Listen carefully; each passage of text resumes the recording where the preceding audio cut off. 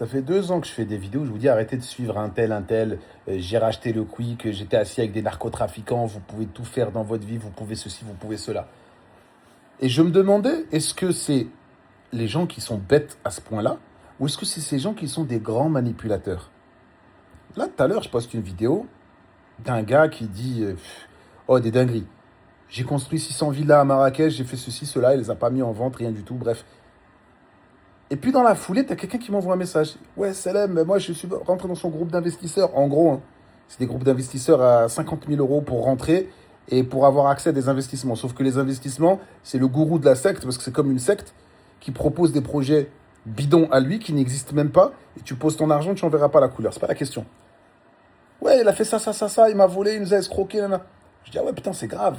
Moi, je suis déçu, tu vois. Bam, je prends un truc, je screen, je le mets dans ma story. Et tu vois, quand je mets dans ma story, je coupe la photo de profil, mais je la coupe qu'à moitié. La photo de profil, c'est un drapeau.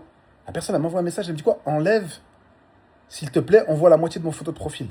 Donc, tu te fais voler, mais t'es pas capable, publiquement, de dire, moi, demain, tu me voles, wallah, ma tête. Tu vas la voir matin, midi, soir, je vais dire, t'es un cheval. Je vais prendre une pancarte, je vais m'asseoir devant chez toi.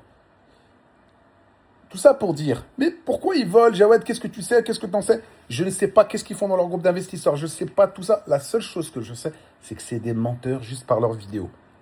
Il fait un podcast, il te raconte une histoire incroyable. C'est le même procédé que Balenciaga.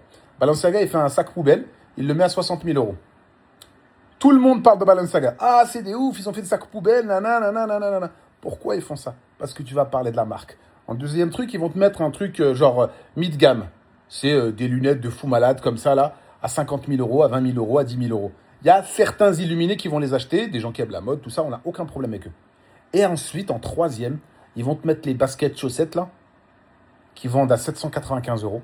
Et ça, c'est le produit qui va cartonner, qui va se vendre à fond. Et ce produit-là du peuple se vend parce qu'ils ont fait le sac poubelle et parce qu'ils ont fait les trucs exubérants. C'est la même chose pour ces gens. C'est la même chose pour l'autre monsieur avec le gros ventre. Attention, je ne suis pas grossophobe. Il a un gros ventre parce qu'il aime bien manger et raconter des histoires farfelues. L'autre mytho, et pire encore, l'autre mytho qui fait des podcasts avec des gars qui rigolent de ces podcasts. Parce que ça, c'est des gens qui passent à travers les filets. Les gens qui mentent et qui font des dingueries, c'est pas un problème. Mais les abrutis qui vont les interviewer en podcast et qui rigolent. J'avais 12 ans, j'ai racheté ça. Ils rigolent comme des cons. Eux, ils passent à travers les mailles du filet, personne parle d'eux, mais eux aussi sont dans le truc. Parce qu'eux aussi sont là à manipuler les gens. Et donc au final, même cette personne qui s'est fait douiller, elle me dit quoi? Elle me dit non, mais lui qui